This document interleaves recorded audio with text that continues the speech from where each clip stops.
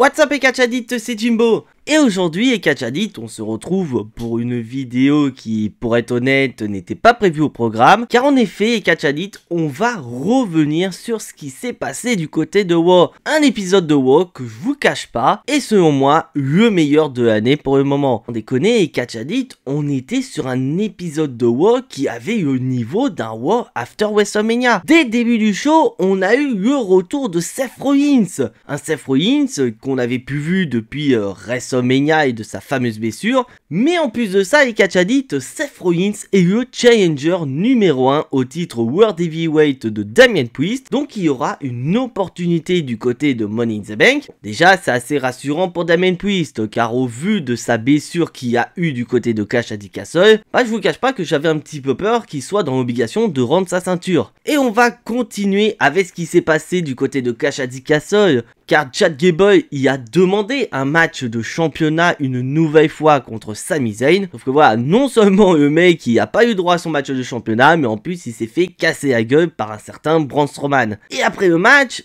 Chad Gable il a de nouveau pété un câble et s'en est pris à Akira Tozawa. Bon, déjà du côté de Clash at the Castle, Otis a bien failli lui péter la gueule. Et sur ce coup-là, du côté de Monday Night Raw, Otis a enfin pété un câble et s'en est pris physiquement à Chad Gable. Bon, vite fait et Catchadit parce qu'il a seulement poussé une interaction qui pourrait très bien mener à la fin de l'association Otis-Chad Gable au sein de la FA Academy. Mais tout ça, ce n'est que superflu et Catchadit. Car en effet, Catchadit, cet épisode de WoW avait un parfum très particulier. En effet, depuis plusieurs semaines, voire même depuis plusieurs mois, la WWE nous dévoile des QR codes, que ce soit du côté de WoW, SmackDown ou même hors des PLE. Des QR codes qui annonçaient le retour d'un certain Onka Odi et de toute sa famille à la WWE. Et les derniers QR codes nous laissaient supposer que Onka Odi pourrait faire son retour lors de cet épisode de WoW. Et après un main event totalement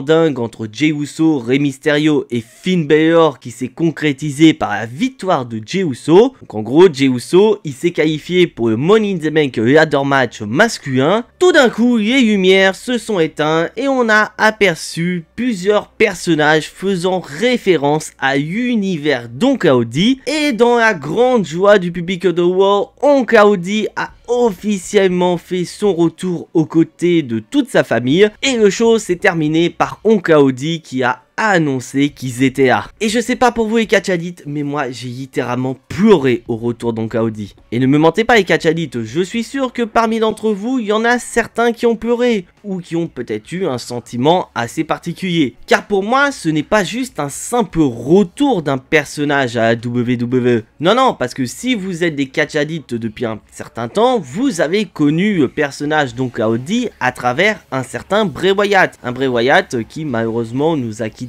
il y a de ça quelques mois. Et donc on avait des rumeurs disant que la WWE et Bo Dallas avaient prévu de recréer cet univers autour d'Onka Odi et de Bray Wyatt. Et donc pour moi, clairement Bray Wyatt y était à WoW. Il était à nos côtés pour voir le personnage d'Onka Odi revenir après plusieurs mois d'absence. Et pour moi, ce retour était juste incroyable. Parce que Bray Wyatt, c'est pas n'importe qui. Bray Wyatt est un catcheur qui est principalement connu pour son imagination. Il nous a fait vivre des moments incroyables autour de sa carrière. Donc quand il nous a quittés, Bray Wyatt y a laissé un énorme vide, que ce soit à la WWE ou dans le monde du catch tout entier. Et voir Onka Odi faire son retour avec le reste de sa famille, pour moi, c'est rendre hommage à Bray Wyatt. C'est rendre hommage à ce personnage qui nous a fait vibrer pendant des années, ce personnage qui nous a entraîné dans son univers totalement ouf, ce personnage qui était clairement le successeur de Undertaker.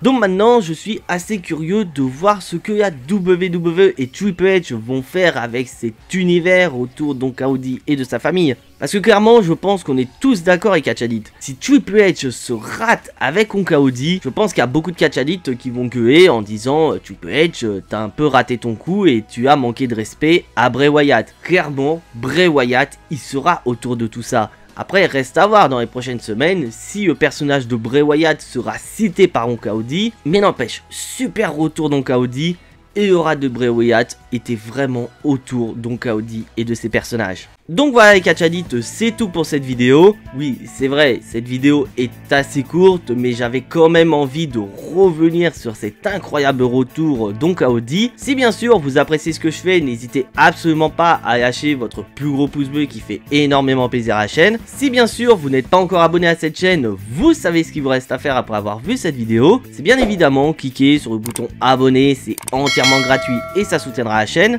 Je vous invite également à cliquer sur la petite cloche qui vous permettra d'être informé de la sortie des prochaines vidéos sur la chaîne. Parce que oui, les catchadites, la prochaine vidéo sortira ce dimanche. Et cette vidéo traitera d'une personne qui a un lien très fort avec Oncle Audi, mais surtout avec l'univers de Bray Wyatt. Je vous laisse deviner dans l'espace. Je vous laisse me donner votre réponse dans l'espace des commentaires.